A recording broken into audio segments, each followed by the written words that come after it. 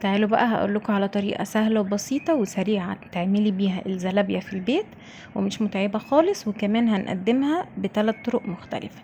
اول طريقة هنحط عليها السكر البودرة، تاني طريقة هنحط عليها الشربات، تالت طريقة هتبقى جميلة جدا للاطفال. لو عندك اسياخ شيش طاووق تقدري ترتبي فيها كده الزلابية، ولو عندك صوص كراميل، صوص شوكولاتة، فراولة. انا كان عندي صوص بلو بيري حطيته كده عليها، كان طعمها تحفة وشكلها جميل جدا، وكانت مقرمشة من بره وطرية من جوه وهشة وجميلة جدا. كملي معايا الفيديو بقى.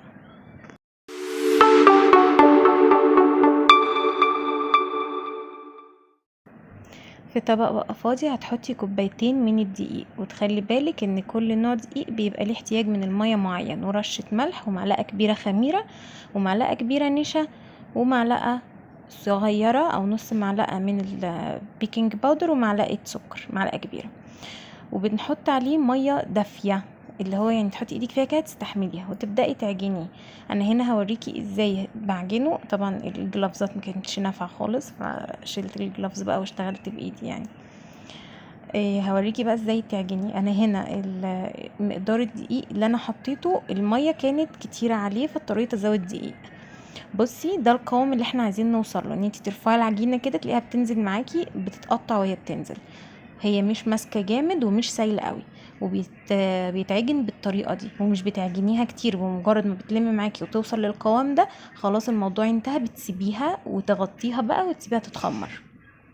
تمام كده خلاص، انا كده كنت وصلت للقوام المظبوط، مش بقعد اعجن بقى فيها كتير، الم بس اللي على الجوانب ده واسيبها بقى تتخمر. المهم بس اني اغطيها. طب بسيبها تتخمر قد ايه؟ لمده ساعه. تمام كده. انا طبعا كنت فتحت عليها قبل ما اصور، فهي كانت واصله لحد الحد اللي انتوا شايفينه، كانت ماليه الطبق. على ما ظبطت الكاميرا وكده لقيتها هبطت شويه. المهم لو انت ما عندكيش اكياس حلواني ممكن تستخدمي اكياس التلاجة عادي جدا، وتحطي فيها العجينه، وتبداي كده بالمقص او بالمعلقه تنزلي بيها في زيت ما يكونش حامي قوي، يعني يكون سخن بس ما يكونش حامي قوي عشان ما يحرقهاش من بره وتبقى نيه من جوه. والمعلقه تكون يعني تحطيها كده في الزيت وتنزلي من الكيس. يعني طريقه عمليه جدا وجميله ومش صعبه، سهله. وكمان ممكن بدل ما تستخدمي المعلقه تستخدمي المقص، وتحطي كده المقص في الزيت وتقصي بيه العجينه، برضو كان جميل جدا معايا وكان احلى من المعلقه، هتشوفيه في الفيديو. المهم ان انت لما تيجي تقليها بعد ما خلاص بقى بتلاقيها مسكت نفسها، ما بقتش عجينه وبقت دخلت في السوا، تبداي ان انت تقلبيها بالراحه علشان تتحمر من جميع الاتجاهات.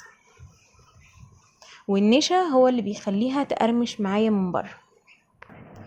بعد كده بقى تبداي تقلبي فيها علشان اللون تاخد لون من جميع الاتجاهات. انت بصي مسرعلك الفيديو هتشوفيها بتاخد لون ازاي من خلال التقليب.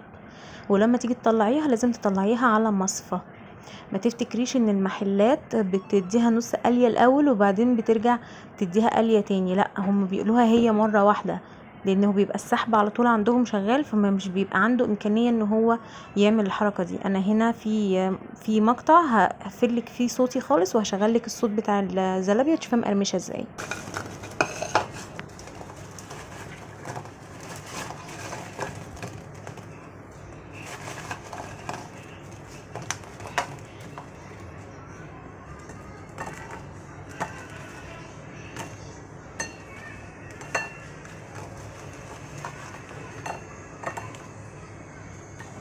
سمعتي الصوت كان عامل ازاي؟ انا هنا كنت خلصت قلية الكمية اللي عندي كلها وما زالت مقرمشة. بالنسبة للشربات انا حطيت كوباية ونص من السكر وكوباية مية وفانيليا، وقعدوا يغلوا على النار كده لوحدهم لمدة نص ساعة، وبعد كده اديت عصرة ليمون وقفلت النار عليها. وهنا قدمتها اول تقديمة قلنا بالسكر البودرة، التانية بالشربات. الشربات هنا كان ساقع، انا كنت عاملاه من قبلها وشايلاه في التلاجة فتقل اكتر. ودي مكونات الشربات. والتالت طريقة بقى اللي هي قلنا عليها سيخ الشيش طاووق، بنحط فيه كده الزلابية مترصصة وبنحط عليها اي صوص للاطفال، بتبقى جميلة جدا وبيحبوها. لو عجبك بقى الفيديو ما تنسيش اللايك والشير وتفعلي الجرس لو انتي على اليوتيوب علشان يوصلك كل الفيديوهات بتاعتي.